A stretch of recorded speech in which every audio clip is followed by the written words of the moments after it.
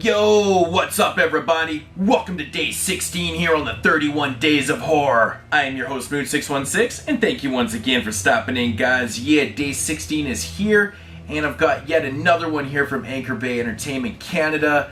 And yeah, I've been waiting for this one to drop for so long because ever since I first read the initial synopsis of the film, I was super ecstatic for this film. I don't know why. It just seemed like something I would really dig. I know that the American release, I think, came out this week, and it was released by Magnet Entertainment. I think Magnet released it down in the US. And, of course, it's released by Anchor Bay Entertainment, and it is called Last Shift.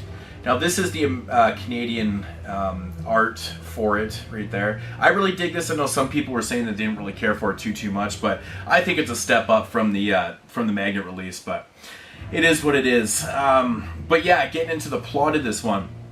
Basically centers around your main character, Officer Lauren. She's on her first night as an officer. It's her first night of duty, and she's been assigned to a precinct that has actually been closed down already. But she's been sent there to watch the place between the hours of 10 at night till 4 in the morning because she needs to be there for the hazmat crew to come and pick up all the hazardous materials that needs to be disposed of. And yeah, she basically just has to babysit the place until they show up because they have actually said that, they don't have a definitive time and it's going to be like a 6-hour wait, it could be later or whatever. So she's there all night. And of course, she doesn't really realize that the place is completely haunted though. It is the 1-year anniversary of the suicide deaths of these cult members and leader that actually committed suicide inside this precinct 1 year prior. So now their spirits have come basically alive and they start haunting the place, and now she has to survive, this night, with all the shit going on around her and stuff like that. So that is basically the premise of the film. Now my thoughts on this one. Now my initial thoughts on this film was it starts out the same premise basically as Assault on Precinct 13 by John Carpenter. And I love that premise, police officers inside a precinct that's shut down or being shut down and stuff. And it's basically the same thing, except for this one has a very supernatural, element to it, quite obviously with the ghosts and stuff that are going on. Right away, man, I really like the setting of this film. It felt creepy.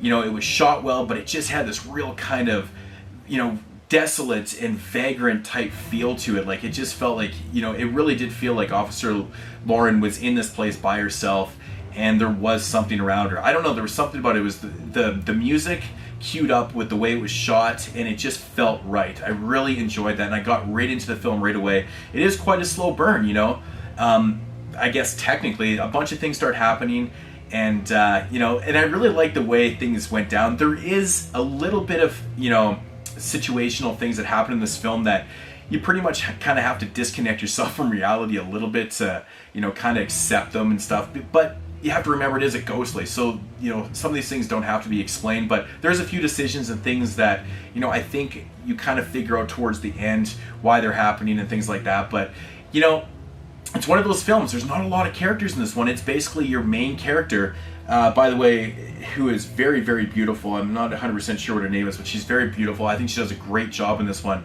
When there's not a lot of characters, you have to solely, your main character has to be the main focus. She has to be good, and I thought she did a great job in this one. To the ghostly part of the film, like I said, the atmosphere and the setting in this film was really well done. I thought the effects and the ghostly stuff was actually executed quite well. There's not a lot of ridiculous jump scares and over-the-topness and stuff. It kind of relies on more just situational things that are happening in the film, and I really enjoyed that.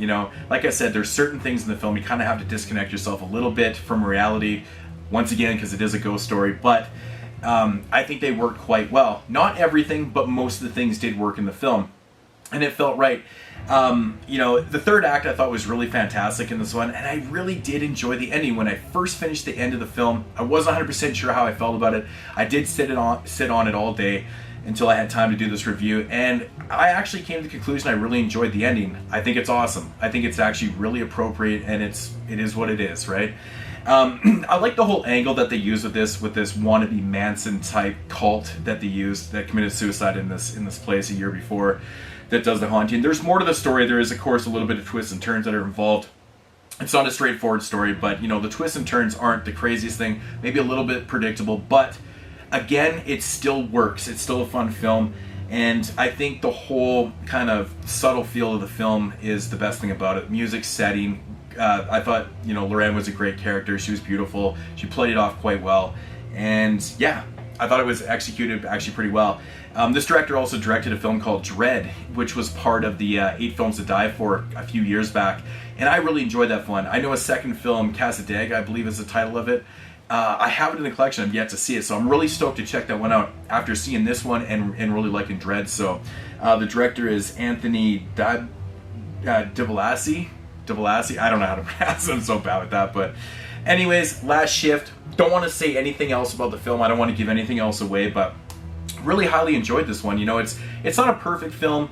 It's not mind-blowing. It's just a subtly good, enjoyable film. If you're not into ghosties, I probably would stay away from this one, but I did like the fact it didn't rely on cheap scares, so that was always a plus. If I had to rate this one, I'm going to give it a solid 7.5 out of 10. Last Shift, really enjoyed it, man. I thought it was good. You know, there's definitely, you know, it's definitely watchable, so give it a shot. Last Shift, that is going to do it for day 16, guys. See you tomorrow in day 17. Again, no idea what I'm going to do, so stay tuned for that, and Chars. Peace.